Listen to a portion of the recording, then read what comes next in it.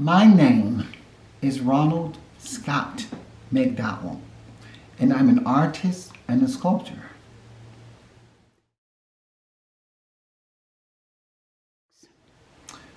Rosa Parks, Miss Rosa Macaulay Parks. Well, I knew Miss Rosa Parks in the mid-90s. I'd been to Atlanta, to the SCLC headquarters. I just did a painting called The Moves of Martin, actually. And Dr. Lowry, Miss Coretta Scott King, Evelyn Lowry, and all of the other people like Reverend Osborne, Dr. King's first cousin, Reverend John Nettles, who was the vice president under the leadership of Dr. Joseph Lowry. They sort of took me under their wings, like they became my mentors.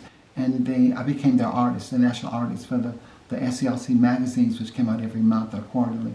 Did the artwork and a lot of covers for them. And during my experiences in working with them, Miss Parks would drop by sometimes, Miss Rosa Parks. And I would sit there and we would talk sometime, and she was with her caregiver at the time, or her manager, Elaine Steele, out of Detroit.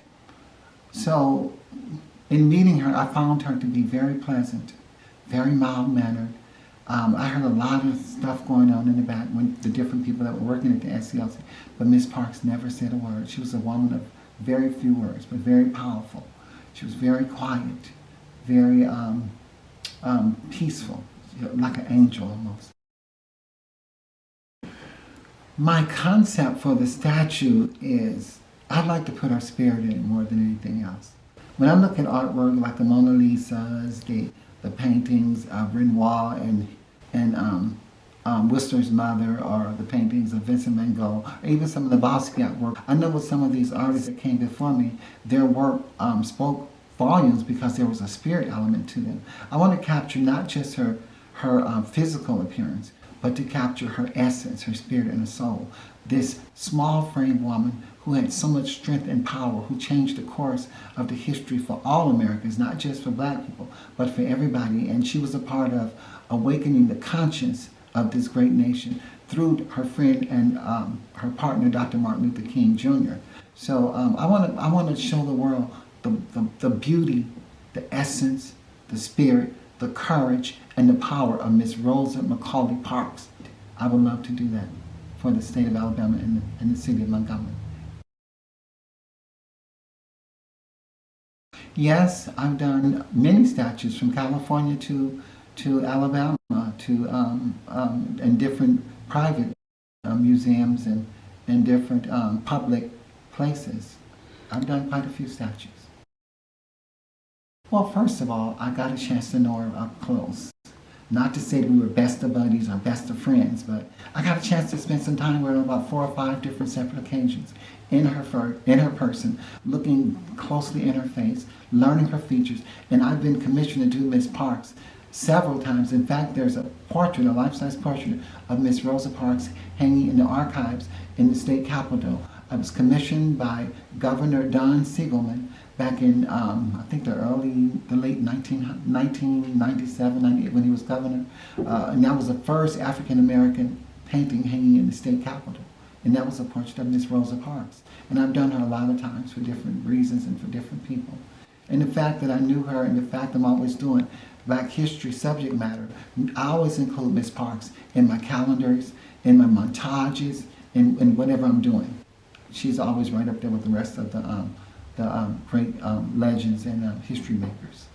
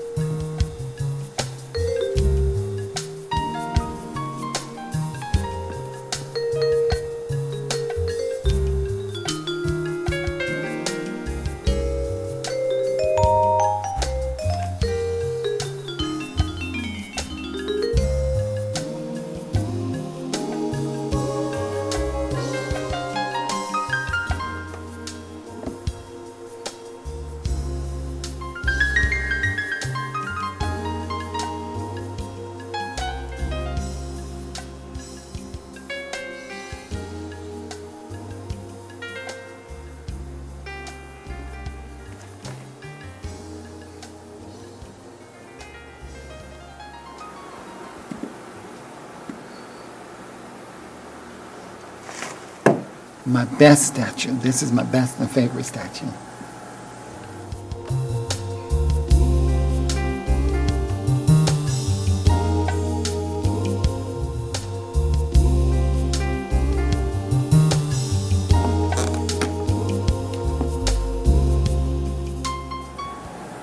So it's like I'm combing her hair, styling her hair for her.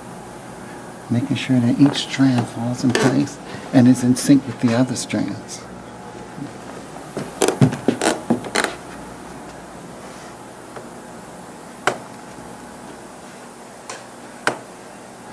Well, if you're going to do a person, you have to bring their essence out.